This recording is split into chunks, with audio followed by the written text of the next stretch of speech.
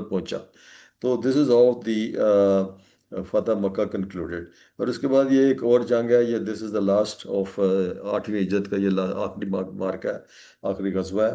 جس کو غزوہ حنین کہتے ہیں. یہ 8 شوال، شوال میں 8 ہجری میں 630 عیسوی میں ہوا.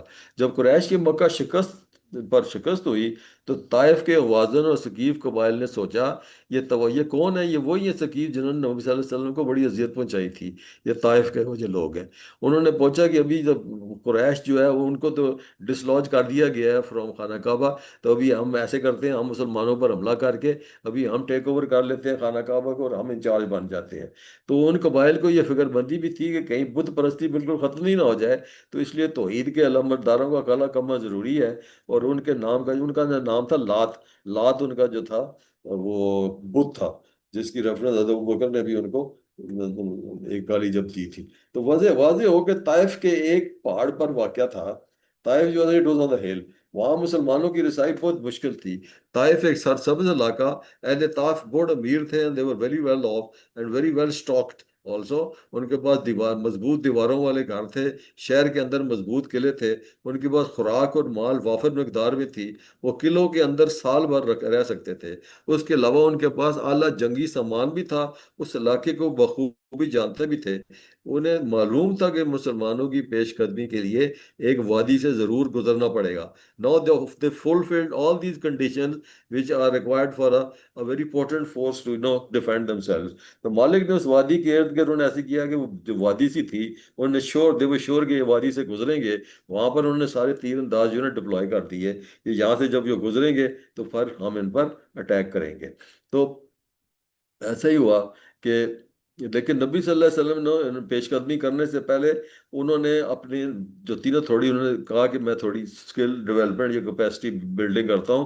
انہوں نے قلعہ شکن کی بھاری آلات کے لیے تربیت کے لیے اپنے کچھ بندے بھیجے جا کے، تاکہ وہ وہاں سے اچھی طرح ٹرین ہو کے آئیں. تو آپ نے مکہ کے سردار صفوان بن امیہ سے 100 زرین بھی ادھار لی. زرین مینز دیٹ بیٹل ڈریس، جس کو کامبیٹ ڈریس کہتے ہیں، اس سے ادھار لی 100.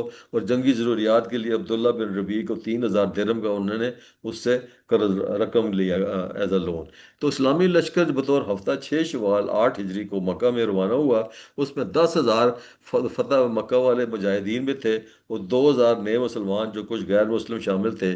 آپ نے عطا بن سعید کو مکہ کا گورنر بنایا اینڈ دین ہی پروسیڈڈ ٹورڈس حنین. تو اس سفر کے دوران بعض لوگوں نے یہ کہا کہ اسلامی لشکر تعداد میں تو بہت بڑا ہے اور پہلے زیادہ جنگی سامان بھی ہے، راستہ بھی، یہاں پر تھوڑے وہ کمپلیسنٹ ہو چکے تھے. فتح مکہ ہو گیا ہے، ہمارے پاس لشکر بھی زیادہ ہے، سامان بھی پورا ہے، تو ابھی ہمارے لیے تو کوئی ایشو نہیں ہے. تو اسلامی لشکر شوال مگر بدھ کے درمیانی رات حنین پہنچا اور صبح کے وقت رسول اکرم نے اسلامی لشکر کی ترتیب و ترجیح فرمائی. اس کے بعد حالات کے بارے میں کچھ روایات یہ ہیں کہ مسلم میں انس میں بیان کرتے ہیں کہ ہم نے مکہ فتح کیا ہوا تھا اور حنین کی طرف سے پیش قدمی کی تو مشرقین کی صف بندی بھی بہت اچھی تھی جو ہم نے کبھی پہلے نہیں دیکھی تھی. لائک اے سیڈ کہ وہ they were very well organized and they knew کہ کس ویلی سے انہوں نے گزرنا ہے. وہاں پر انہوں نے تیر انداز بٹھا دیے. اور ابھی ناؤ وین دے انٹر دس، اس وجہ سے مشرقین کے تیر اندازوں نے پہاڑوں سے تینوں کی بچھاڑ کر دی. مسلمان جو تھے نا وہ اکھڑ گئے، وہ ایک بھگدڑ مچ گئی. اس موقع پر نبی صلی اللہ علیہ وسلم پیچھے نہیں ہٹے، شاندار بہادری کا مظاہرہ کیا. نازک ترین لمحات میں آپ کا چہرہ مبارک کفار کی طرف تھا اور پیش قدمی کے لیے انہوں نے اپنے خچر کو ایڑی لگائی اور فرمایا انا نبی لا کذب انا ابن مطلب. انہوں نے کہا میں نبی ہوں، میں جھوٹا نہیں ہوں، میں ابو المطلب کا بیٹا ہوں. اور now when this kind of a situation created کہ بگدڑ مچ گئی، کچھ لوگ ریٹریٹ کر گئے، تو نبی صلی اللہ علیہ وسلم ہی ٹوک چارج. انہوں نے حضرت عباس سے کہا کہ صحابہ کرام کو پکاریں. حضرت عباس نے آواز لگائی، بلند لگائی. حضرت عباس نے پہلے کہا بیت الرضوان والوں کو بلایا، پھر مہاجرین انصار کو پھر بلایا، پھر ایک ایک قبیلے کا نام لے کے سب کو پکارا. آواز سنتے ہی آواز جتنے تھے they all sort of gathered and came. وہ آگے رسول اکرم کے ارد جمع ہو گئے. مسلمان جس رفتار سے پہلے بھاگے تھے اسی رفتار سے واپس آئے اور دیکھتے ہی دیکھے فریقین میں شدید لڑائی ہوئی. رسول اکرم نے فرمایا اب چولہا گرم ہوا ہے. رسول اکرم نے جنگ بدر کی طرح یہاں پہ بالکل وہ جنگ بدر والا سین تھا. اور ابھی انہوں نے کیا کیا، مٹی جس طریقے سے جنگ بدر میں مٹی اٹھا کے کافروں کی طرف پھینکی تھی، یہ پکڈ اپ اسی طرح انہوں نے مٹھی بھر کے مٹی اٹھائی اور کافروں کی طرف پھینکی. اور ساتھ ہی انہوں نے کہا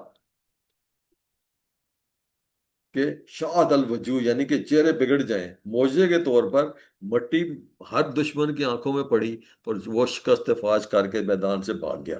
بنو سکیف کی تقریباً 70 آدمی ادھر، وہاں پر بھی 70، بدر میں بھی 70 ہی بنے تھے، یہاں پر بھی 70 آدمی اس کے قتل ہوئے، اور اس کے بعد جو کچھ مال و ہتھیار تھا وہ چھوڑ کر عورتوں اور بچوں سمیت سب مسلمانوں کے ہاتھ لگ گئے۔ اور اللہ تعالیٰ نے اس بارے میں فرمایا سورۃ توبہ میں، ابھی اللہ تعالیٰ نے نا ان کی یہ جو بھاگ جانے والا سلسلہ تھا نا، اور یہ بڑے ابھی کمپلیسنٹ ہوئے تھے کہ ہمارے پاس بڑی فورس ہے، تو اللہ نے کہا لقد نصرکم فی مواطن کثیرۃ، بے شک تمہاری مدد فرمائی جب بہت سے موقع پر، وہ یوم حنین، اور حنین کے دن بھی جب تم کے غرہ میں مبتلا تھے، غرہ میں یعنی کہ you were in this kind of state, کہ یہاں پر کثرت ہے بڑی، تمہاری کثرت بھی بس وہ ہے، کثرت تمہیں کسی کام نہ آئی، اور زمین میں اپنی وسعتوں کے باوجود تم پر تنگ ہو گئی، پھر تم نے پشت پھیر کر تم بھاگ نکلے، پھر اللہ نے اپنے رسول اور مومنوں پر اپنی سکینت نازل فرمائی اور ایسی فوجیں نازل کیں جنہیں تم نے نہیں دیکھا، اور کافروں کو عذاب کیا، اور یہی بدلہ ہے کافروں کا، پھر اللہ توبہ کی توفیق دے دیتا ہے، اس کے بعد جسے چاہتا ہے اللہ بخشنے والا مہربان ہے۔ تو یہ آیات ہیں اس کی جو سورۃ توبہ کی، فرام 25 27 3 آیات ہیں۔ تو مال غنیمت یہاں پر بہت زیادہ آتا ہے، آپ مسلمانوں کے آج بہت بڑا مال غنیمت، جس میں 6,000 قیدی، 24,000 اونٹ، اور 40,000 بکری اور 40,000 چاندی تھی، اور مال غنیمت کا جو تھا جمع کیا حضرت مسعود بن عمروں کے اس کے نگراں مقرر کیے، اور غزوہ طائف کے بعد اسے پھر تقسیم کیا گیا۔ تو ابھی this was the last of 8 ہجری، اور انشاءاللہ پھر آگے ہم چلیں گے تبوک پر ان دا نیکسٹ لیسن۔